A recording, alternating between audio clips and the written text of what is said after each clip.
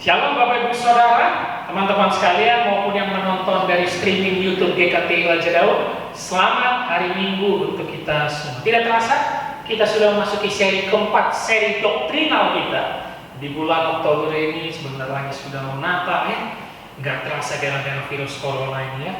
Pelayanan terganggu, kita pun jarang berkumpul di gereja. Kita tidak tahu ini selesainya sampai kapan. Dan katanya perayaan Natal di tahun 2020 paling tidak jelas dari antara semua tahun. Mungkin pun Natal akan diadakan online atau diadakan secara terbatas karena masih ada isu-isu pandemi virus corona ini. Tapi puji Tuhan, kita masih bisa beribadah mau itu lewat media sosial ataupun yang datang langsung dengan protokol kesehatan. Nah, gereja kita GKT Raja Daud seperti sebelum-sebelumnya di bulan Oktober kita akan belajar tentang doktrin, hal yang mungkin membuat Bapak Ibu Saudara jemaat malas, ya, pusing. Tapi kita sebagai gereja yang belajar back to Bible harus mau mendalami Alkitab supaya pertumbuhan iman kita itu jelas. Kalau kata Paulus jangan minum susu doang, harus makanan keras. Masa Kristen udah puluhan tahun gak ngerti apa-apa soal doktrin dan Alkitab? Harus mau belajar. Jangan ngomong kasih mulu ya. Bukan ya, Kristen itu bukan kasih. Bukan ya. Oke, kita udah belajar 3 sesi kemarin. Doktrin yang cukup ya mungkin membuat kita bertanya-tanya dan pusing, tapi coba ditonton berulang-ulang supaya lebih mengerti dan perhatikan Alkitabnya dengan baik. Oke? Dan seri keempat ini kita akan belajar anugerah yang tidak dapat ditolak.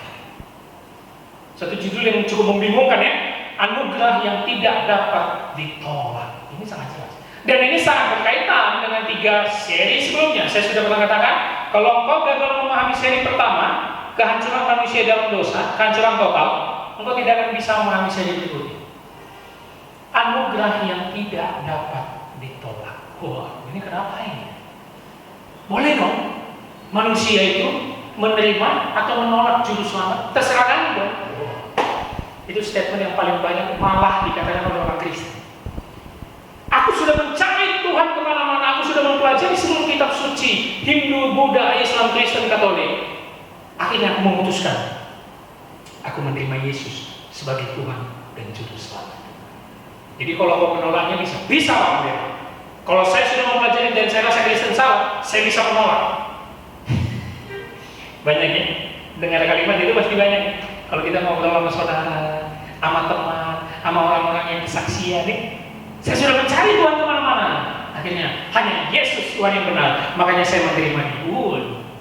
Kita nggak sadar dengan kita mengeluarkan kalimat kita sedang berkata apa? Keselamatan itu usaha.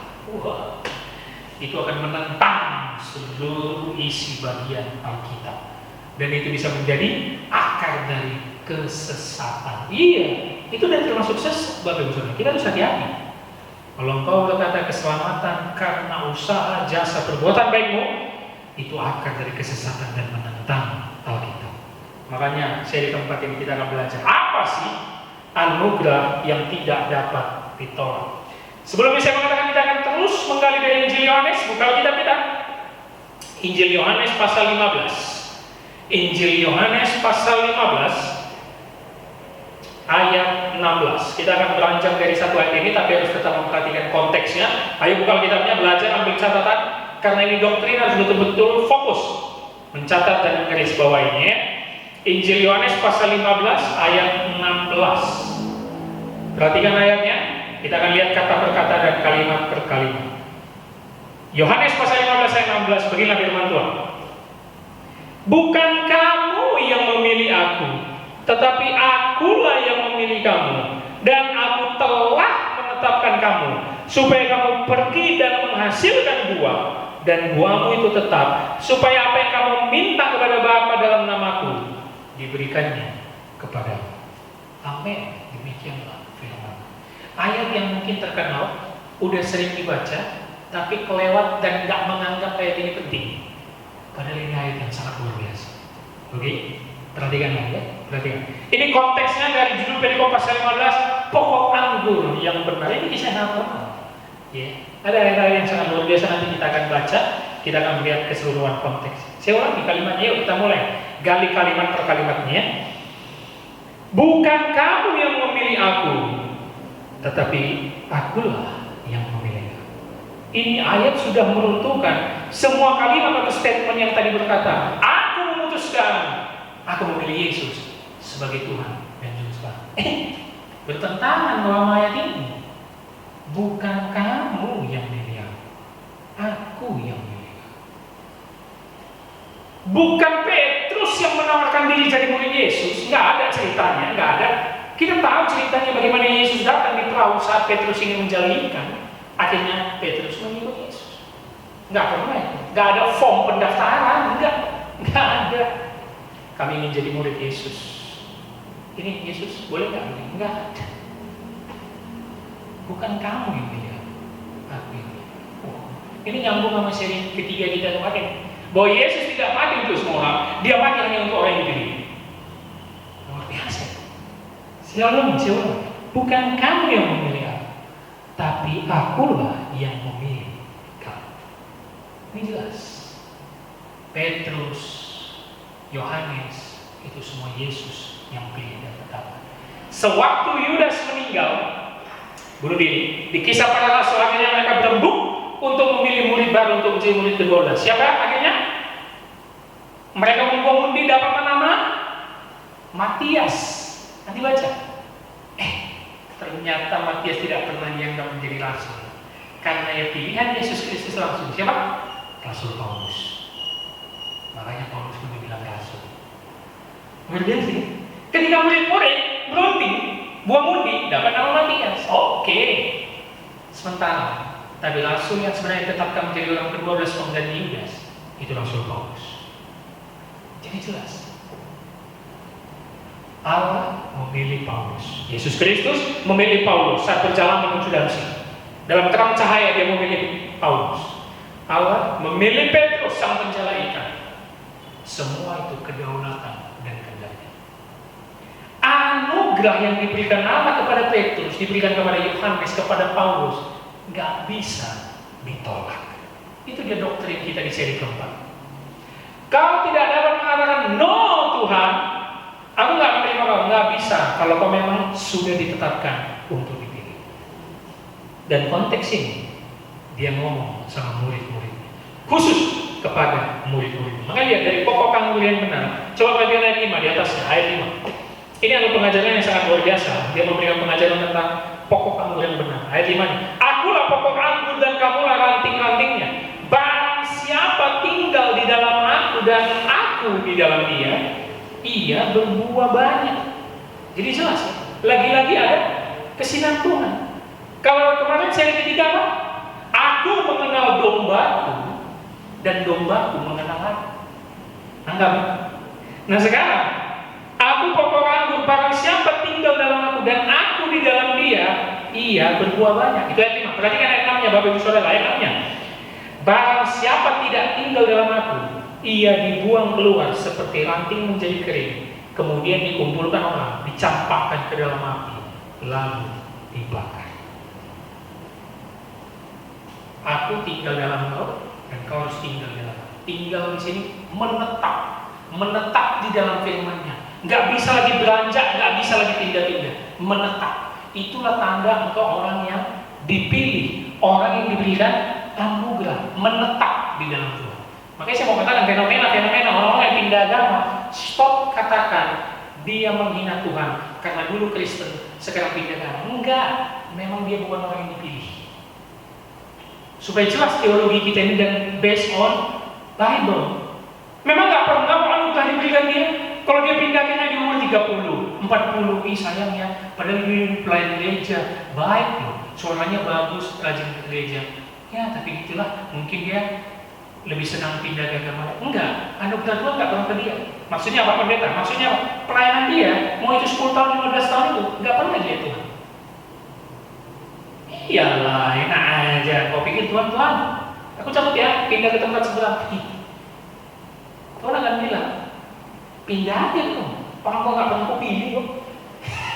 Mati ya. Nah itu bahasa Alkitab loh. Kalau bahasa kita manusia, Tuhan, kayaknya aku lebih tenang di agama lain. Kristen ini banyak ributnya, banyak doktrinnya, pusing aku. Agama lain menawarkan ketenangan. Maaf ya Tuhan, aku pindah. Nanti Tuhan ngomong, ya pindah aja.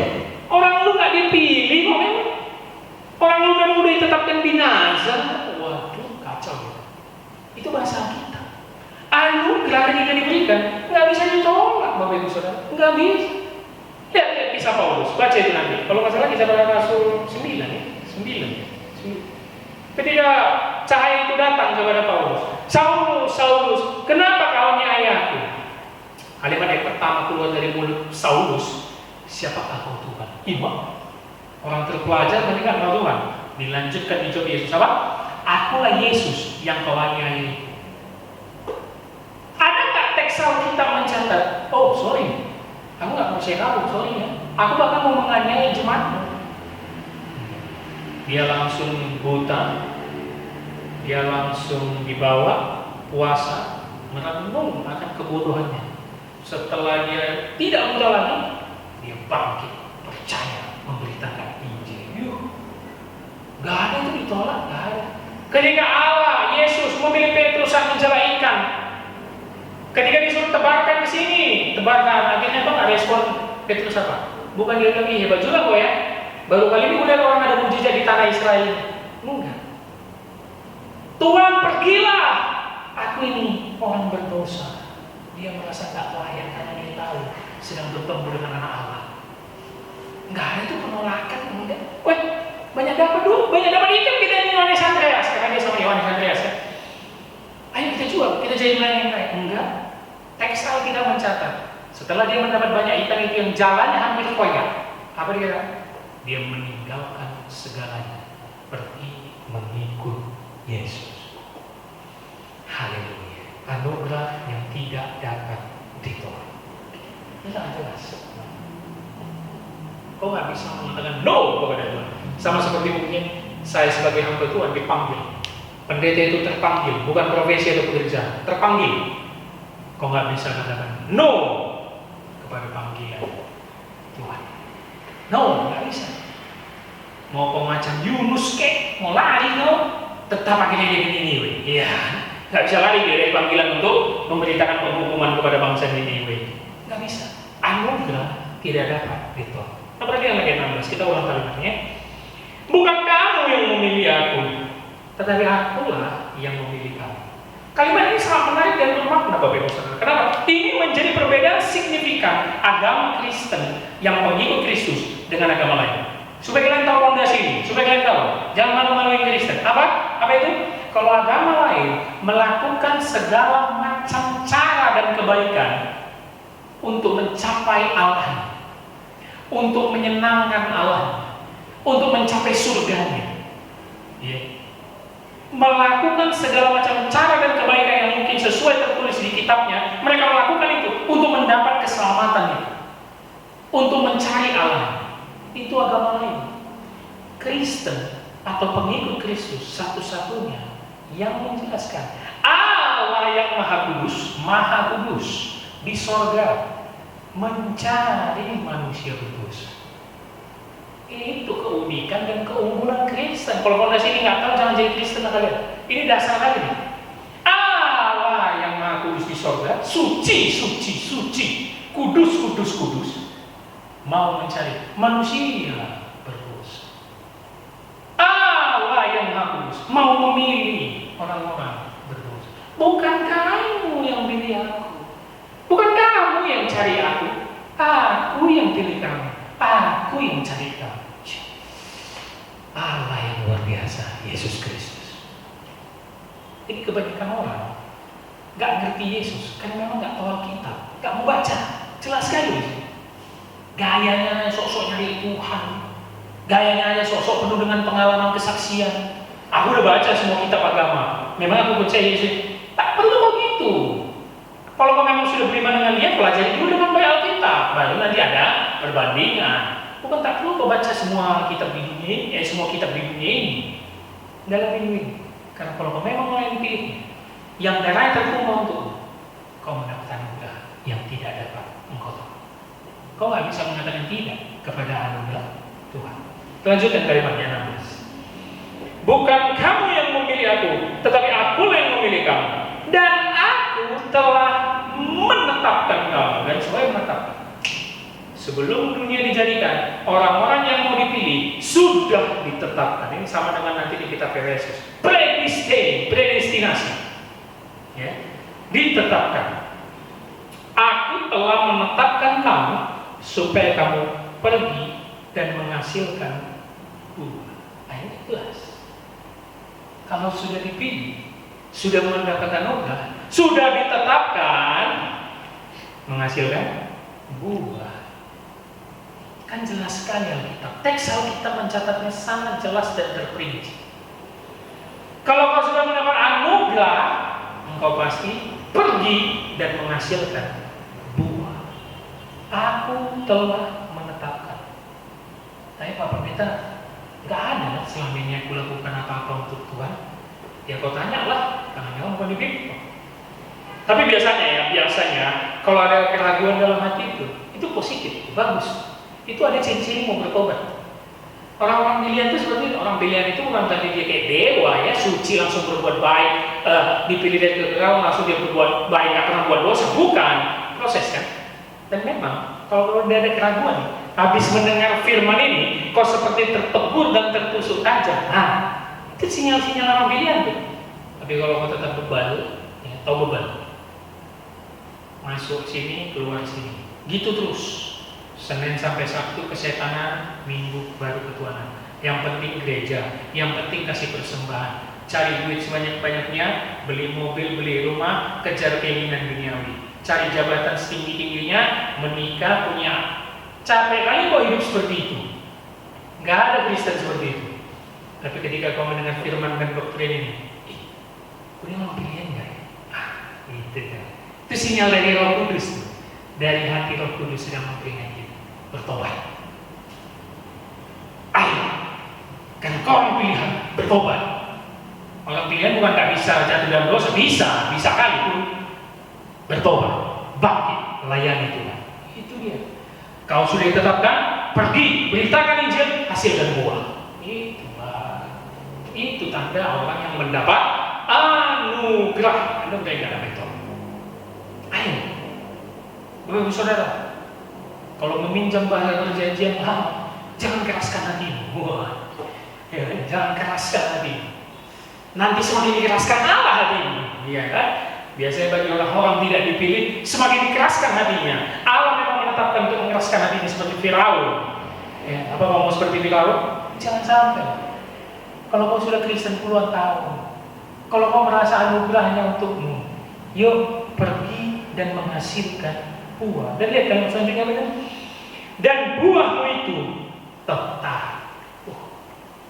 Maksud Yesus ngomong kepada murid-muridnya di konteks ini, dia pokok anggur yang benar, kita harus tinggal dalam dia, kita yang rantingnya, pasti menghasilkan buah. Buah itu untuk dikonsumsi pribadi atau orang? Keluar. Gak pernah pohon itu ketika kita petik buahnya, ngomong dia marah dia. Kok ambil buahku? Aku yang capek-capek itu harus berfotosintesis, harus menyerap air dari tanah. Gak ada itu sejarahnya. Selalu dinikmati orang. Kalau engkau sudah mendapat anugerah, Bapak Saudara, kalau ngakunya Kristen, buahmu itu kelihatan di mata orang lain dan dinikmati mereka. Makanya bilang buahmu itu tetap. Itu tanda orang pilihan tuh. Orang yang mendapat anugerah, buahnya itu tetap dan dirasakan oleh orang lain. Sehingga nanti banyak orang yang bilang, betul, dia pelayan yang sejati. Betul, dia memang pelayan Tuhan, pengikut Kristus. Nah itu tuh. Tapi kalau ngakunya Kristen nih, yang hampir kita lihat sehari-hari nih, rajin kali ke gereja. Oh, udah pelayanan di mimbar, Bu. Tapi pacarnya beda agama. Alamak. Orang lain bukan melihat buahnya yang kok pelayanan di gereja itu, malah ngomongin apa? Pelayanan, tapi pacarnya beda agama. Kau batu sandungan, halo, bukan buah. Nangkap ya bedanya ya, supaya jelas kita di sini. Nangkap ya. Buahnya itu menghasilkan yang jelas. Atau, dia padahal gak ada duit ya, padahal keluarganya susah ya, padahal pekerjaannya gajinya sedikit, tapi berpuluhan tak pernah saya. Dari gereja ke rumahnya, kosnya jauhnya minta ampun, rela disokos. Ada kegiatan gereja, rela menyumbang. Ini memang pelayan Tuhan.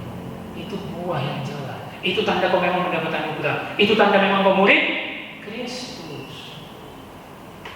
Ini menjadi kerinduan kita ya, termasuk di gereja kita GKT kita. Kita tahu ini masa krisis. 2020 ini masa krisis.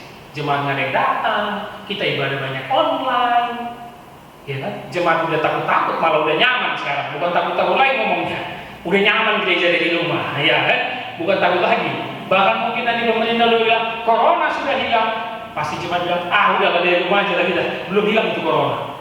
Nah ini agak gini nanti nih. Sampai 2021 kita agak gini nih. Jangan-jangan gereja bakal kosong terus, ya kan? Kalau berisi tidak seperti jemaat sebelumnya. Krisis kan? Kita maju terus. Gak ada excuse bagi kita. Kita stop dulu ya. Kita nggak usah nyumbang dulu lah. Kita tahu kok ekonomi kita lagi hancur-hancuran.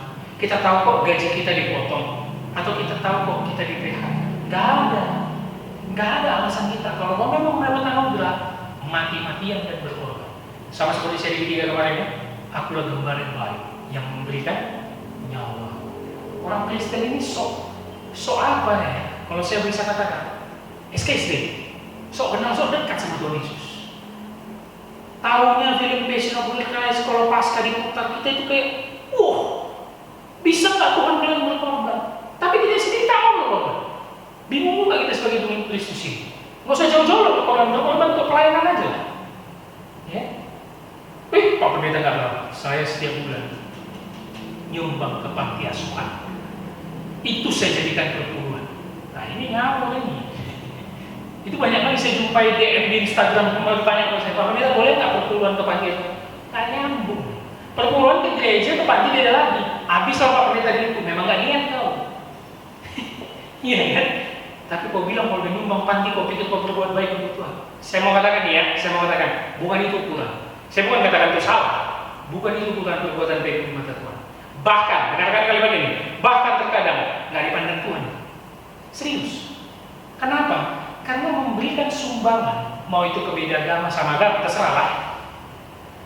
Kau nggak butuhkan Tuhan untuk itu. Iya tuh orang yang nggak beragama ateis itu, nyumbang nggak kayak kita, nyumbangnya miliar, bukan juta lagi. Percaya Tuhan Yesus? Enggak. Jadi yang berbuat baik, kau bilang, ya enggak. Perbuatan baik kita harus standar Bible lah, ya kan? Paulus bilang kemarin di seri kita yang pertama tidak ada manusia yang berbuat baik. Kenapa? Standar kita nggak pernah mencapai standar Allah, karena kita semua jatuh ke dalam dosa. Hati-hati. Mulai dari yang kecil aja berkorban. Kalau kau memang menghasilkan, apa itu? Mulailah melayani Tuhan. Itu dia. Mulailah melayani Tuhan. Makanya disuruh murid-murid pergi. Ada perintah di situ. Pergi, hasilkan buah, dan buahmu itu tetap. Lihat kalimat terakhir. Supaya apa yang kamu minta kepada Bapa dalam namaku diberikannya kepada. Wah, di sini ada satu janji diberikan Tuhan Yesus. Aku yang pilih kamu dan aku yang menetapkan kamu, dan kamu kalau ditetapkan pasti menghasilkan buah. Pergi supaya apa yang kamu minta, karena kamu sudah di dalamku. Ingat tadi konteksnya pokok kantor nyambung sama ranting, harus tinggal di dalam dia. Kalau nggak kita nggak bisa berbuat apa-apa. Nah kalau sudah tinggal, apa yang kamu minta kepada Bapa, Allah Bapa, dalam namaku, Allah Anak, Yesus Kristus, pribadi kedua dari Tritunggal, diberikannya kepadamu. Wah, ini sering sekali comot lepas dari konteks, langsung bilang apapun yang kita minta pasti dikabulkan Tuhan. Nggak nyambung kan? Ini nggak nyambung. Nggak mau membaca kalimat kesuruhan dan ayat-ayat sebelumnya. Ayat ini sebenarnya diulang karena di ayat 6 sebelumnya sudah dikatakan Yesus juga. Ya, perhatikan ayat 6 dan 7. Barang siapa tidak tinggal dalam aku, ia dibuang. Ayat 6. Dibuang keluar seperti ranting dan menjadi kering, lalu dicampakkan, lalu dibakar. Ayat 7. Jikalau kamu tinggal dalam aku dan firman-Ku tinggal di dalam kamu, mintalah apa saja yang kamu kehendaki dan kamu akan menerima. Yang pertama saya mau bahas menerima apa di sini. Yang kita terima harus sesuai dengan kehendak Bapa dan melalui anaknya Yesus Kristus. Satu. Jadi kalau tidak sesuai dengan kehendak Bapa dan Yesus Kristus, jangan harap permintaan doa dikabulkan. Makanya bukan apa saja di sini minta. Kalau minta jabatan naik, gaji naik, dapat uang banyak, nggak sesuai kehendak Bapa itu. Karena kehendak Bapa apa? Tadi itu jelas. Karena kau tinggal dalam aku, tinggal dalam firman-Ku, lakukan firman-Ku, pergi. Kalau doamu, Tuhan berikan aku kekuatan untuk memberitakan Injil, pasti dikabulkan. Itu baru mantap. Dalam nama Bapa dan Anak itu pasti dikabulkan Tuhan. Kau diberi kekuatan untuk berkorban demi Injil. Itu sangat jelas. Jadi orang yang mendapat anugerah, hidupnya nggak boleh sembarangan. Harus apa tadi?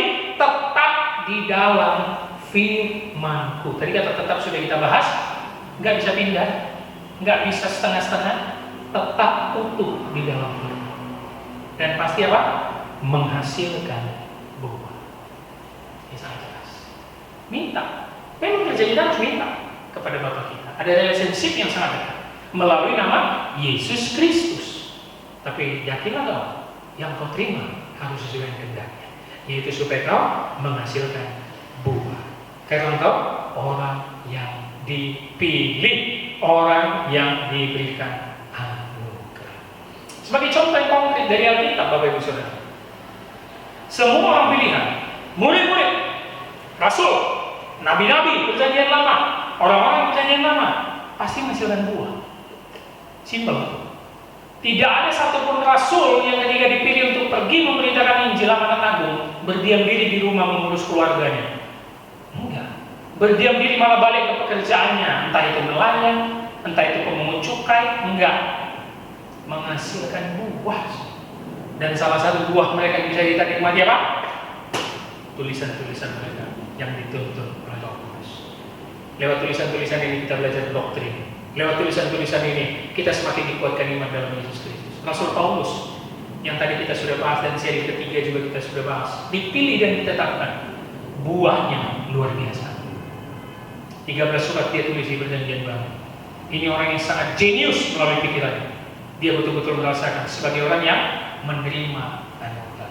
Dan buah kita pasti dinikmati orang lain. Kalau buah di sini kita bisa melihat dari apa yang kita bisa temui di Alkitab, buah roh, kasih, damai, sejahtera, sukacita, pengendalian diri. Itu dia. Artinya apa? Perubahan perilaku dalam dan keluar. Jangan sibuk menginjili keluar, jangan sibuk melayani keluar.